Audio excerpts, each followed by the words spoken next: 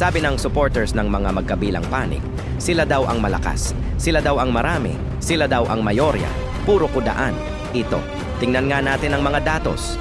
Mula 2016 at 2022 presidential election, 2016 presidential election, digong laban kay Mar Rojas. Tinalo ni PRRD si Mar ng halos dobleng boto sa pagka-presidente, sa pagka-vice president. Tinalo ni Leni si Bongbong ng gahiblang diferensya.